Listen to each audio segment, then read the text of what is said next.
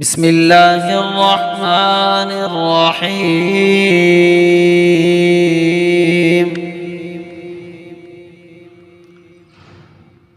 إذا زلزلت الأرض زلزالها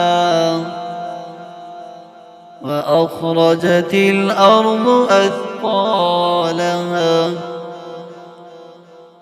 وقال الإنسان ما لها يومئذ تحدث أخبارها بأن ربك أوحى لها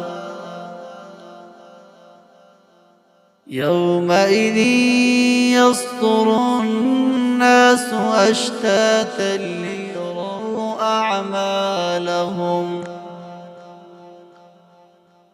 فمن يعمل مثقال ذرة خيرا